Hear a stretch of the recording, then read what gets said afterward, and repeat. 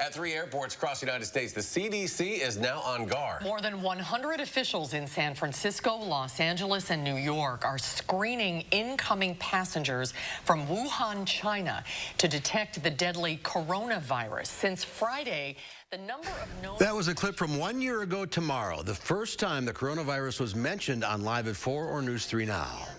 Wow, it's been an interesting year to say the least, and the pandemic isn't over yet. We're joined this afternoon by UW Health's Dr. Jeff Pothof to talk about the last year and where we go from here. We'll also talk about the new phase of the vaccine rollout, allowing people 65 and older to get the vaccine starting next week. Doctor, thanks for being with us again.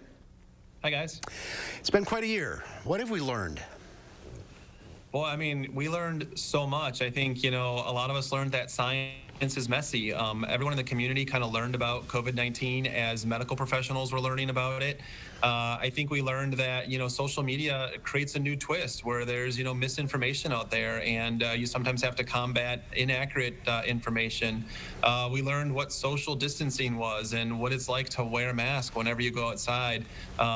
Just really pretty remarkable what life is like today versus what it was a year ago.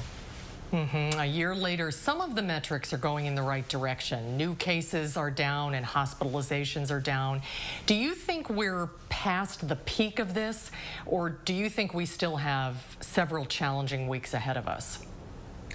I think we did okay with the holiday season. At this point, we would have seen higher numbers. The one thing that's out there yet that has us a little bit worried are some of these variants that are a bit more contagious. That requires us to be a little bit more diligent in our masking and our social distancing. And if we're able to do that, we should be able to weather that one. But that would be one thing that could potentially increase our cases a little bit. But with the vaccines available, with the announcement of vaccines available for those 65 and older, we're getting closer. We're getting there. And the vaccine should work against the variants? So far, we think so. We know for the UK variant, that 117 variant, they took basically the blood of people who had been immunized with the Pfizer vaccine, mixed it with the new variant, and it did neutralize it, took care of it.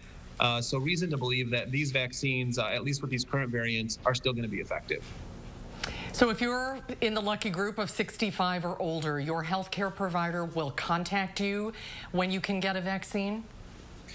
Yeah, you can imagine there's 700,000 people in this group, and we just don't have enough phone lines for everyone to call us and let us know that they want it. We're just going to assume that everyone wants this vaccine.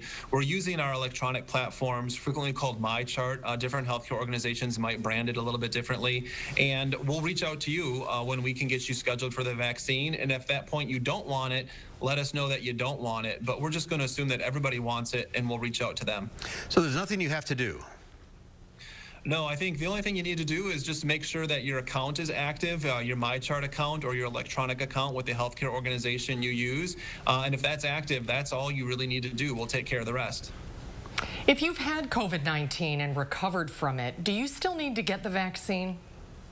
We recommend that you do. The latest evidence would suggest that natural immunity probably doesn't last that long, maybe 5-6 months at the longest. And we think that this vaccine-induced immunity is going to last at least longer than that.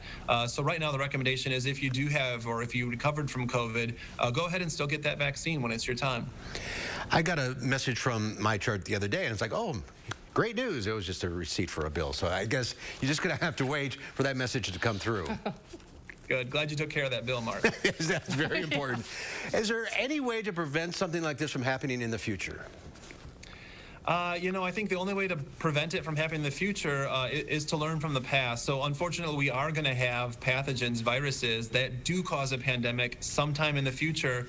And we can only hope that those people who are alive at that point in time look back at 2020 and say, hey, what did they do right? What did they do wrong?